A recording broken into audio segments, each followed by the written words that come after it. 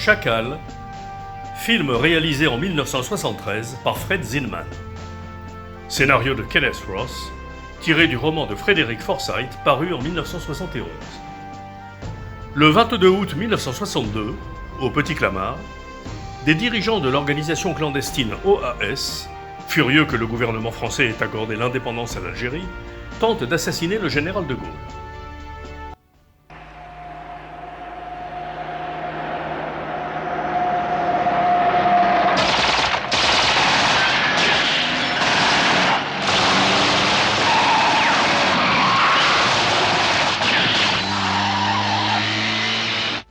Entre le premier et le dernier coup de feu, 7 secondes seulement s'étaient écoulées. En tout, plus de 140 balles avaient été tirées, dont plusieurs avaient atteint la voiture présidentielle. L'une d'entre elles était passée à quelques centimètres de la tête du général. Mais par miracle, ni lui ni personne n'avait été touché. 6 mois plus tard, la plupart des auteurs de l'attentat et des conjurés ont été arrêtés et jugés. Leur chef, le colonel Bastien Thierry, a été condamné à mort. Jusqu'au dernier moment, son avocat a espéré une mesure de clémence. Aujourd'hui, 11 mars 1963, Jean-Marie Bastien-Thierry repose au cimetière de Thiers, dans le carré des suppliciés. Pour lui, l'aube a été longue à venir. Il est mort ce matin dans un fossé du fort d'Ivry.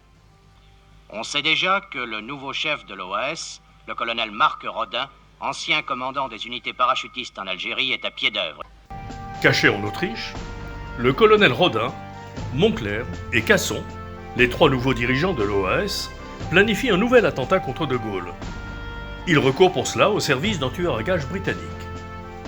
Sans identité, sans visage, ce dernier n'est connu que sous son nom de code de Chacal, et il demande, pour prix de ses services, $1,5 million.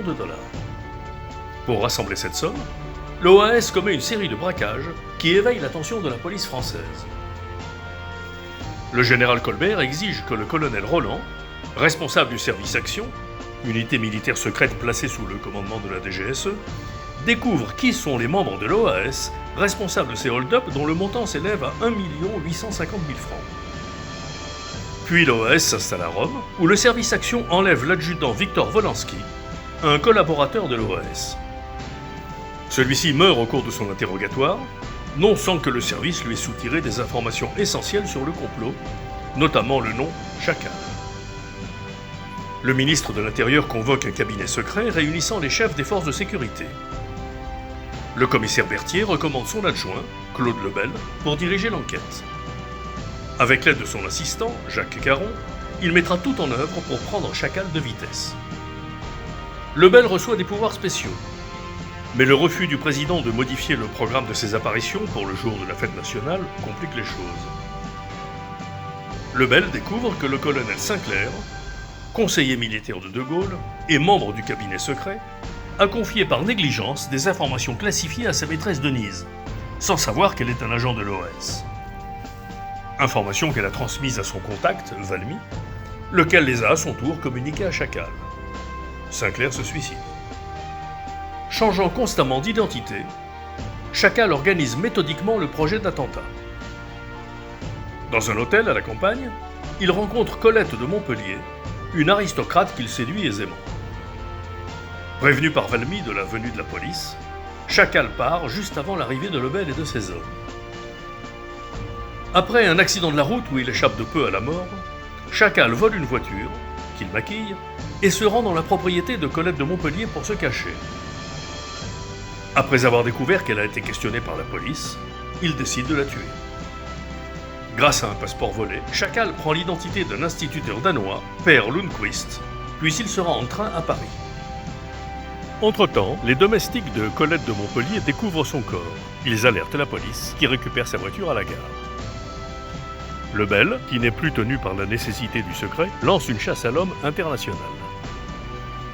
Dans un bain turc à Paris, Chacal rencontre Jules Bernard, un homosexuel qui l'invite dans son appartement. Mais Chacal tue Bernard après que ce dernier a appris par la télévision que Lundquist était recherché pour meurtre. Chacal n'ignore pas que les autorités ont découvert l'existence du complot, mais il décide d'agir quand même. Le jour anniversaire de la libération de Paris, il se déguise en vétéran amputé d'une jambe et se déplaçant à l'aide de béquilles. Il est contrôlé par un policier qui, après vérification de son identité, le laisse passer pour entrer chez lui. Il entre dans un immeuble, puis après s'être débarrassé de la concierge, il pénètre, grâce à la clé qu'il s'était auparavant procurée, dans un appartement surplombant le lieu de la cérémonie. Il assemble le fusil caché dans sa béquille et prend position près de la fenêtre. Au moment où De Gaulle remet la première médaille, il vise, tire et manque de peu le président qui au même moment se penchait pour donner l'accolade au récipiendaire. Le policier qui avait laissé passer le faux unijambiste en informe Lebel. Les deux hommes se précipitent vers l'immeuble dont une des fenêtres est entrouverte. Lebel et le policier font irruption dans l'appartement au moment où Chacal recharge son fusil pour un nouveau tir. Chacal tue le policier, mais avant qu'il ait eu le temps de recharger son fusil, il est abattu par Lebel. Il sera enterré dans une tombe anonyme, avec Lebel comme seul témoin. Mais qui pouvait bien être l'homme caché derrière ce nom ? Chacal.